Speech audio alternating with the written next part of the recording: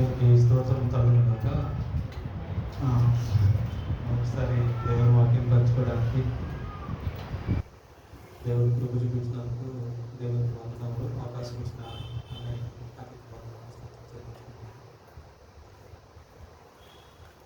పరిశుద్ధ గ్రంథం నుండి లూకా సువార్త 22వ అధ్యాయం 39వ వచనం.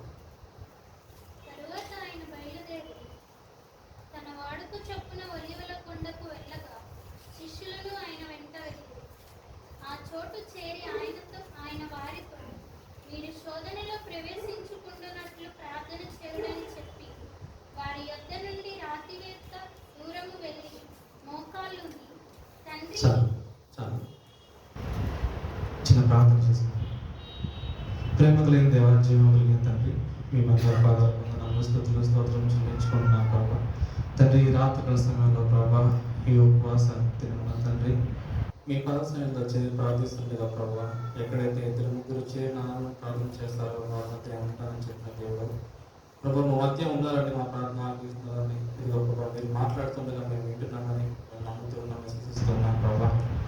నేనైతే ప్రభా ఏమైతే ఎన్నికలైన వాడిని ప్రభా, ఎందుకు పనికిరాని వాడిని తండ్రి, మీరు మాత్రమే తండ్రి ఇక్కడ ఉండి మాట్లాడమని.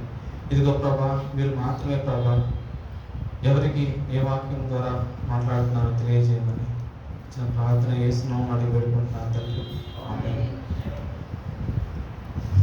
మొదటిసారి నన్ను అన్నయ్య మాట్లాడమని చెప్పినప్పుడు నేను ఇంటికి వెళ్ళి దేవుణ్ణి ప్రార్థన చేసుకొని ఏం మాట్లాడాలయ్యా, మొదటిసారి నిలబడబోతున్నాను, మాట్లాడడానికి ప్రయత్నిస్తూ ఉన్నాను. ఏం మాట్లాడాలని దేవుణ్ణి అడిగినప్పుడు ఆయన తలంపు నాకు ఇచ్చారు. ప్రార్థన గురించి మాట్లాడదామని. ఒకసారి మనం చదువుతున్నాను. తరువాత ఆయన బయలుదేరి తన వాడుక చొప్పున ఒలీవ కొండకు వెళ్ళగా శిష్యులను ఆయనను వెంట వెళ్ళిరి. ఆయన తన వాడుక చొప్పున వెళ్ళారట. వాడుక తనకి అదొక అలవాటు. రోజు ప్రార్థన చేసుకోవటం, రోజు వెళ్ళటం ఆయనకు అలవాటు. ఇంకో విషయం, ఆయన శోధనలో ప్రవేశించకుండా ప్రార్థన చేయమని చెప్పారంట శిష్యులకి. ఏంటి దేవుడు అసలు సందర్భం ఏంటి? తెల్లారితే దేవుడు అప్పగించబడిపోతున్నాడు. ఆయన ఆ పరిస్థితుల్లో కూడా ప్రార్థన చేయాలి అన్న ఆలోచన రావటం చాలా ఏమో, నేనైతే టెన్షన్స్లో ఉంటే ప్రార్థన చేయడానికి అంత నాకు ఆలోచన రాదు మనకి ప్రార్థన చేయడానికి. కానీ దేవుడు ఆ ఇదిలో కూడా ప్రార్థన చేయడానికి అంటే మనకు మాదిరి చూపించడానికి ఇది చేశారని నేను నమ్ముతున్నాను. మనం కూడా ప్రార్థనలో ఎలా ఉండాలి, ఎలా చేసుకోవాలి, ఆయన చేసిన విజ్ఞాపన, ఆయన చేసిన ప్రార్థన. సరే, ఒక ప్రార్థన గురించి మనం మాట్లాడుతూ ఉంటే ఏంటి ప్రార్థనలో అసలు ఉండాల్సిన అంశాలు ఏమిటి, ప్రార్థనలో మనం ఏం ప్రార్థన చేయాలి, ఎలా ప్రార్థన చేయాలి, ఎప్పుడు ప్రార్థన చేయాలి, ఏ సందర్భాల్లో ప్రార్థన చేసుకోవాలి, అంటే ప్రతి సందర్భంలో ప్రార్థన చేసుకోవాలి అలా కాదు, అంటే ఎలా ప్రార్థన చేయాలనేది దేవుడు చెప్తూ ఆరాధనలో ఉండాల్సిన అంశాలు ఏంటి అని దేవుడు మనకు చెప్తూ ఉన్నారు. ప్రార్థనలో ఆరాధన ఉండాలి, ఒప్పుకోలు ఉండాలి, కృతజ్ఞత, విజ్ఞాపన. ఈ 4 అంశాలను ప్రార్థనలో, అనుదిన ప్రార్థనలో ఉండాలి. మనకు దేవుడు నేర్పించిన ప్రార్థన కూడా ఏంటి? పరలోక ప్రార్థన. పరలోకమందున్న మా తండ్రి, మీ నామం పరిశుద్ధపరచబడును గాక, మీ రాజ్యం వచ్చును గాక, పరలోకమందు నెరవేరినట్టు. ఆ ప్రార్థన అంతట్లో కూడా మీరు చూసినట్లయితే అందులో ఆరాధన ఉంది, ఒప్పుకోలు ఉంది, విజ్ఞాపన ఉంది, కృతజ్ఞత ఉంది. అలా దేవుడు మనకు ఒక మాదిరిని మనకు ఉంచెళ్ళారు. సో ఆ ప్రార్థన ఎలా చేసుకోవాలి, ఎలా చేయాలి అని మనకి తెలియదు. కానీ రోమపత్రిక 8వ అధ్యాయము 26వ వచనంలో దేవుడు ఒక మాట కల్పిస్తూ ఉన్నారు.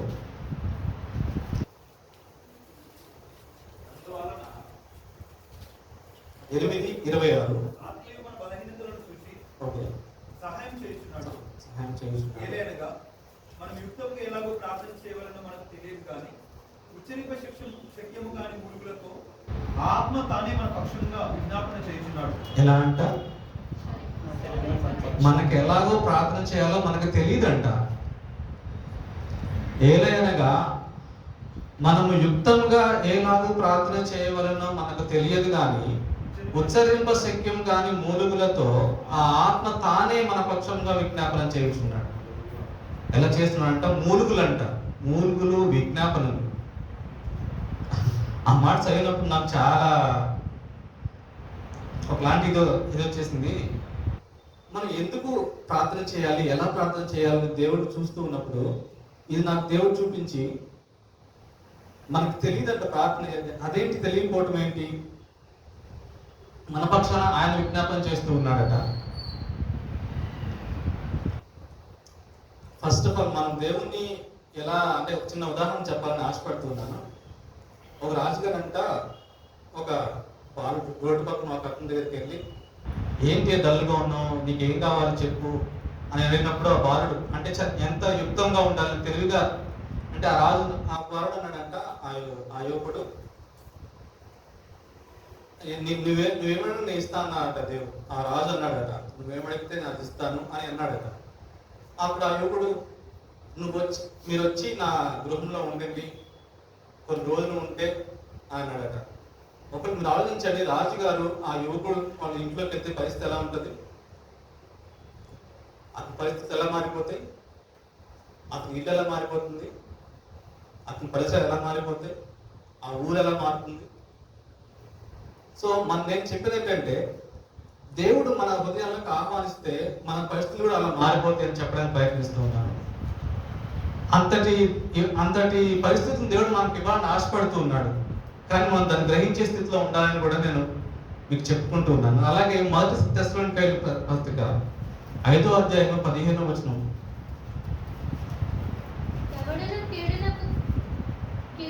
ప్రతి కీడు ఎవరికైనా చేయకుండా చూచుకొనుడి. మీరు ఒకని ఎడల ఒకరు మనుషులందరూ ఎడలను ఎల్లప్పుడూ మేలైన వాటిని అనుసరించి నడుచుకొనుడి. ఎల్లప్పుడూ సంతోషముగా ఉండుడి. ఎడతెగక ప్రార్థన చేయండి. ప్రతి విషయం నందును కృతజ్ఞతాస్తుతులు చెల్లించుచు ఇలాగు చేయుట యేసుక్రీస్తునందు దేవుని చిత్తమట. ఏంటి దేవుని చిత్తము? ప్రతి విషయంలో కూడా కృతజ్ఞతాస్తుతులు చెల్లించుట దేవుని చిత్తమై ఉన్నది. దేవుడు తెలియజేస్తున్న మాట, ప్రతి విషయంలో ప్రార్థన విజ్ఞాపనలు చేయమని దేవుడు ఆజ్ఞాపిస్తూ ఉన్నాడు. మనం ఎట్లా ప్రార్థన చేస్తున్నాం? మనం దేవునికి కృతజ్ఞత చెల్లిస్తా ఉన్నామా అని మనం ప్రశ్నించుకుంటూ ఉండాలి. ఇంకొక వచనం చూసి నేను ముందుకు వెళ్తాను.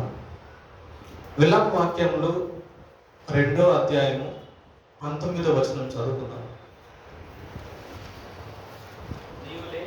నీవు లేచి రేయి మొదటి జామున మొరపెట్టుము, నీళ్లు కృమ్మరించున్నట్లు ప్రభు సన్నిధిని నీ హృదయమును కృమ్మరించుము. నీ పసిపిల్లల ప్రాణము కొరకు నీ చేతులను ఆయన తట్టు ఎత్తుము. చాలు, అంత చక్కని మాట. చూసారా? నీవు లేచి రేయి మొదటి జామున ఎలా ప్రార్థించాలంట? నీళ్లు కృమ్మరించినట్లు ప్రభు సన్నిధిని నీ హృదయమును కృమ్మరించు. బాగా చక్కని మాట కదా. చేస్తున్నాం ప్రార్థనలు.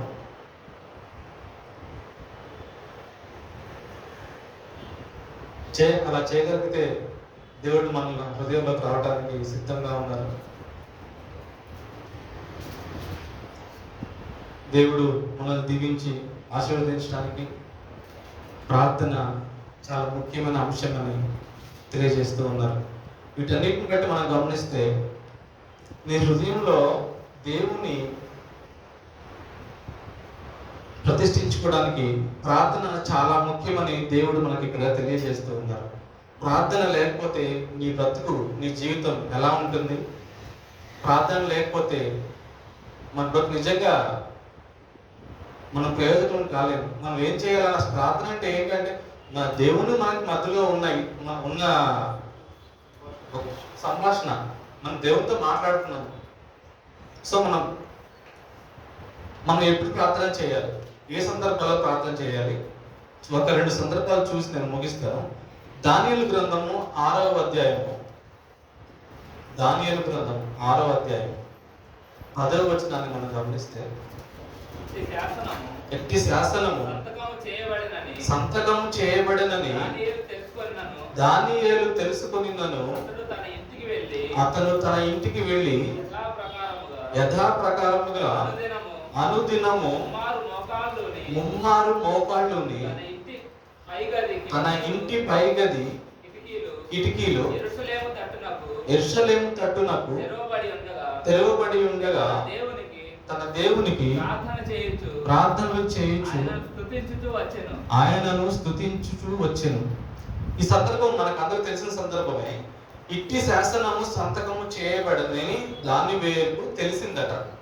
ఏం శాసనం అది? దేవుని కాకుండా వేరే వాళ్ళని, దేవుని సెన్స్ వాళ్ళ దేవుని కాకుండా వేరే ఎవరికైనా ఆరాధిస్తే ఏంటంట? సింహాల గృహలో వేస్తానని ఒక శాసనం బయలుదేరిందట.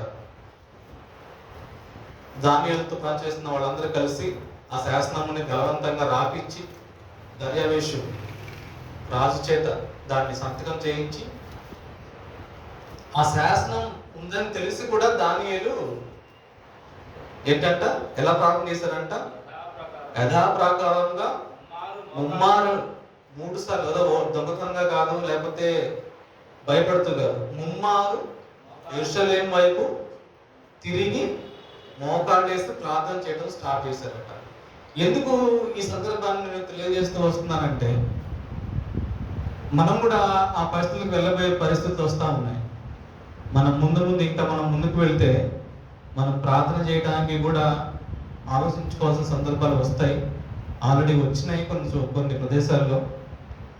మనం వీటన్నిటిని గుర్తు చేసుకుంటూ, జ్ఞాపకం చేసుకుంటూ ముందుకు వెళ్ళాలని ఆశపడుతూ ఉన్నాను. సో దానియేలు ఏం చేశారట?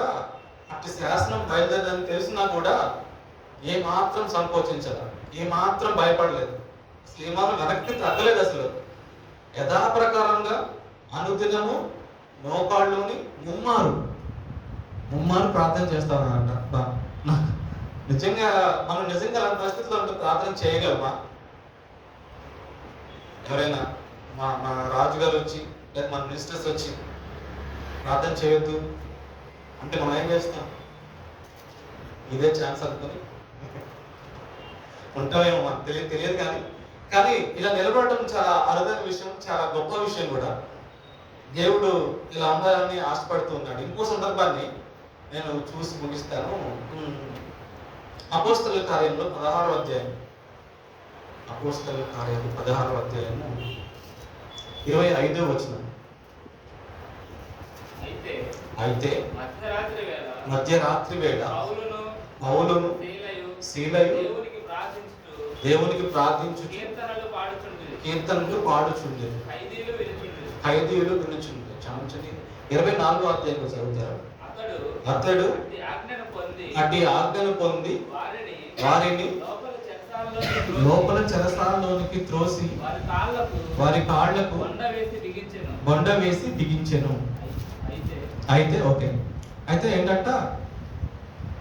అట్టి ఆజ్ఞను పొంది వారు లోపల చెరసాలలోనికి త్రోసి, లోపల చెరసాలంటే చెరసాల లోపలికి మర్యాద తీసుకెళ్ళారా? జాగ్రత్తగా తీసుకెళ్ళారా? తెలుసు ఖైదీలు ఎలా ట్రీట్ చేస్తారు జైల్స్ లో. త్రోసి వారి మోకాళ్ళకు బొంద వేశారట. అప్పుడు పౌరసులు ఏం చేశారండి? ఆ సందర్భానికి ఆ టైంలో ప్రార్థన చేయాలని నిజంగా దేవుడు ఆ ఇచ్చిన ఆధిక్యతకి మనకి జ్ఞాపకం చేస్తున్నాడు. అంతే విషయాలు మనకు తెలియని విషయాలు కాదు. మనం ప్రస్తుతం ఉన్న పరిస్థితులను బట్టి మనం ప్రస్తుతం ఉన్న వాటిని జ్ఞాపకం చేసుకుంటూ ముందుకు వెళ్ళాలని దేవుడు ఆశపడుతూ ఉన్నాడు. ఇంకో సందర్భం వచ్చేసి మార్కు సువార్త 11వ అధ్యాయం. దేవుడు తన శరీరధారిగా సంచరిస్తూ ఉన్నప్పుడు జరిగిన సందర్భాన్ని వివరించాలని ఆశపడుతున్నాను. 11వ అధ్యాయం 12వ వచనం. మరునాడు వారు బేతనియ నుండి వెళ్ళుచుండగా ఆయన ఆకలి కొని ఆకులు గల ఒక అంజూరపు చెట్టును దూరము నుండి చూచి దాని మీద ఏమైనా దొరుకునేమో అని వచ్చాను. దాని యొద్దకు వచ్చి చూడగా ఆకులు తప్ప మరేమీ కనబడలేదు. ఏలయనగా అది అంజూరపు చెట్టు పండ్ల కాలము కాదు. అందుకాయన ఇక మీదట ఎన్నటికి నీ పండ్లు ఎవరునూ తినకుందురు గాక అని చెప్పారు.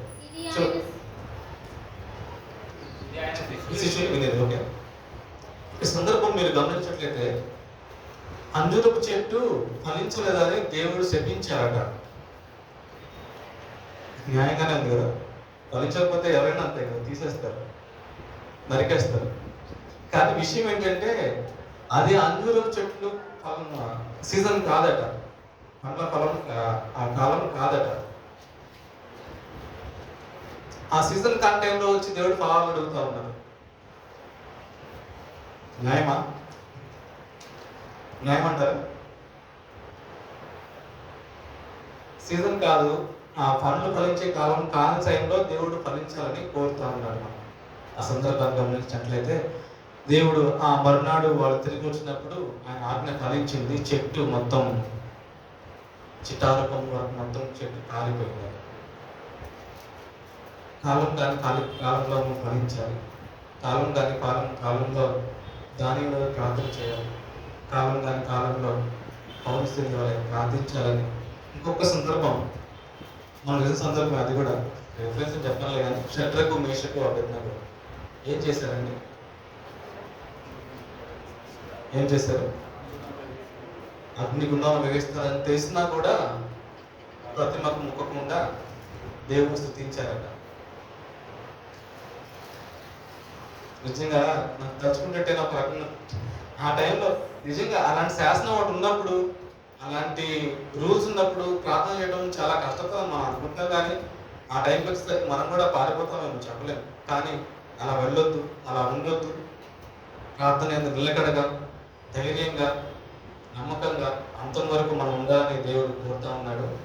ఒక చిన్న సందర్భం ఇంకొకటి, ప్రకటన గ్రంథం 24వ అధ్యాయంలో ఒక సందర్భం ఏంటంటే దేవుడు ఒక లేఖ రాస్తూ తుయతైర సంఘానికి మాట్లాడిన మాటలని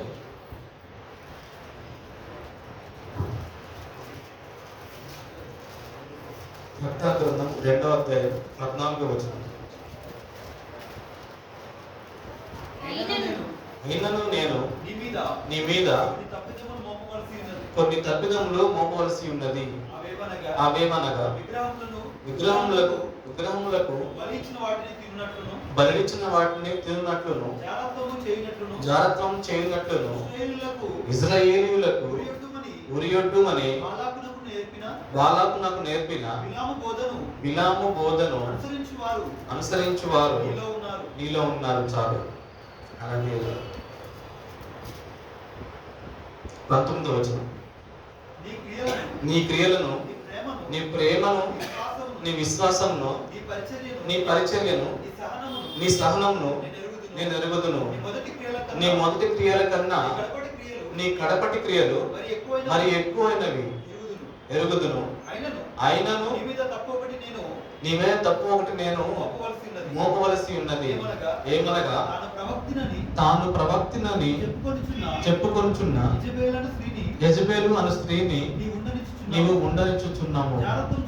జారత్వం చేయుటకును, విగ్రహములకు బలిచ్చిన వాటిని తినుటకును అది నా దాసులకు బోధించుచు వారిని మోసపరుచున్నది. చాలు. ఇక్కడ సందర్భం ఏంటంటే దేవుడు ఆ సంఘాన్ని తుయతీర సంఘం రాసిన లేక ఆ సంఘాన్ని దేవుడు చాలా రకాలు మెచ్చుకుంటా ఉన్నాడండి.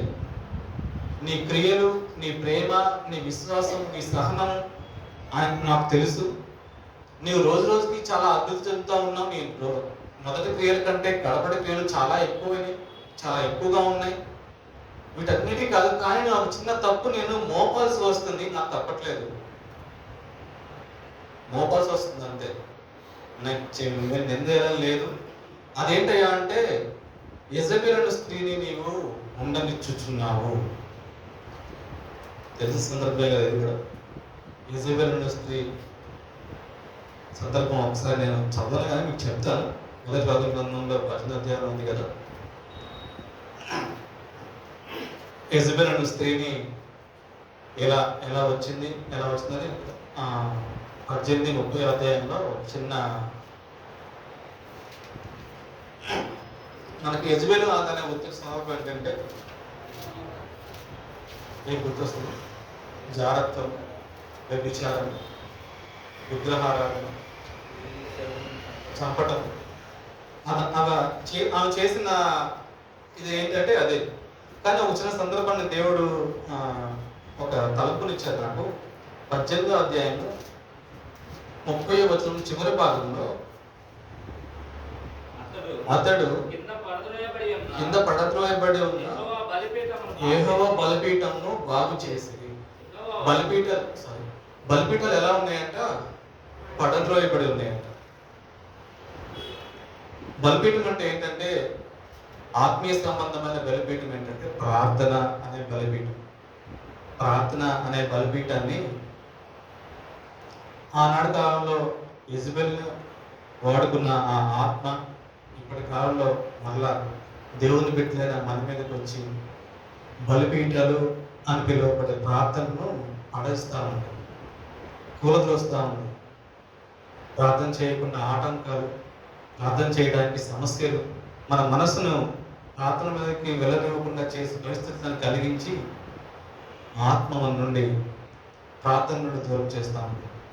పడిపోయిన బలిపీఠాలని మరలా కట్టుకోవడానికి దేవుని ఆత్మ మనకు కావాలి. దేవుడు ఎలా అయితే యెజబెలుని ఆ ఆత్మను గుర్రాల చేత తొక్కి చంపేశారో అలాగే దేవుని ఆత్మతో మనం నిన్న వారమై పరిశుద్ధ ఆత్మతో నిత్యం నడిపింపబడుతూ ఉండాలని దేవుడు సందర్భాన్ని మనకి తెలియజేస్తూ, ఎలా ఉండాలి అంటే ఒక మాట విలాపవాక్యాలు 5:21లో నా పూర్వస్థితిని నాకు కలిగించవా అని భక్తుడు ప్రార్థిస్తాడు. ఎందుకు ప్రార్థిస్తా ఉన్నాడు?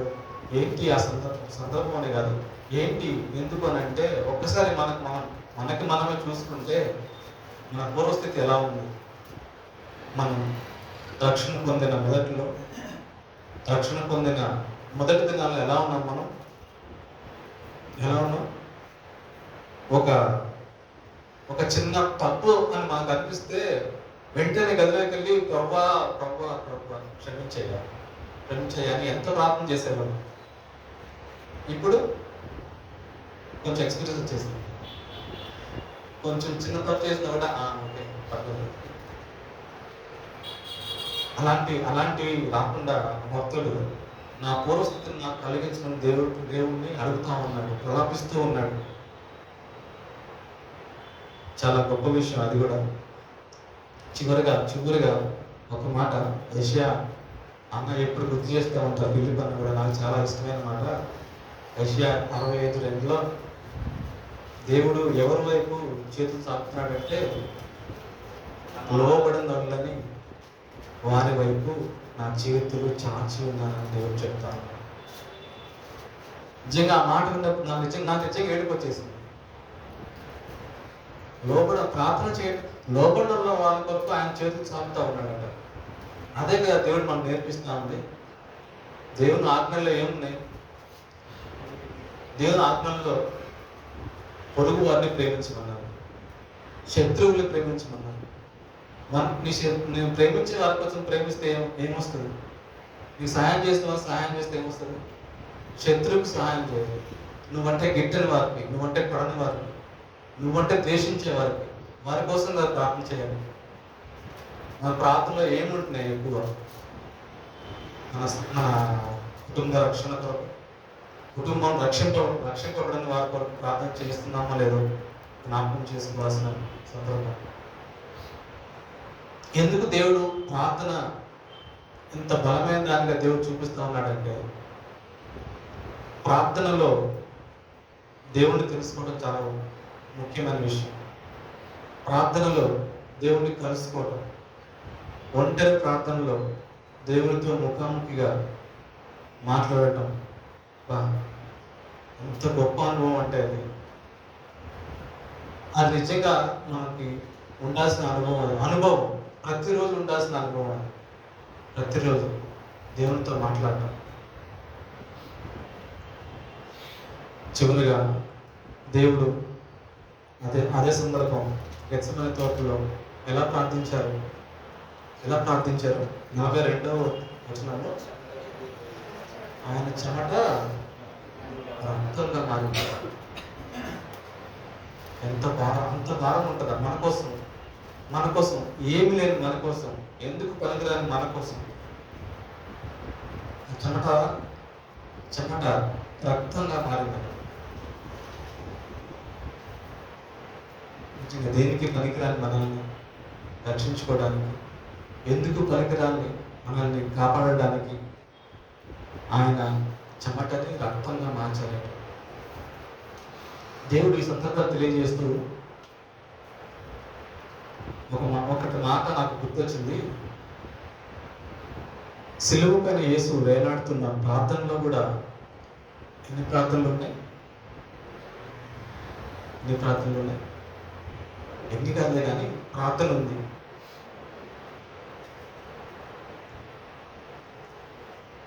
శత్రువుల కొరకు క్షమించు ప్రార్థన. నిజంగా దేవుడు ఎరగని వారి కొరకు ప్రార్థన చేయటం అనేది చాలా భాగ్యం అని నేను అనుకుంటాను. ఒక ఆత్మనైనా మన జీవితంలో రక్షించడానికి ప్రార్థన పరంగా వాళ్ళ కొరకు కన్నీరు కాచే అనుభవం అనుకుందా? ఒక ఆత్మను రక్షించడానికి మా ఫ్రెండ్ కావచ్చు, మన బంధువులు ఎంతోమంది ఉంటారు. ఒక ఆత్మని దేవుని వైపు నడిపించే విధంగా మనం ఏం చేస్తున్నాం?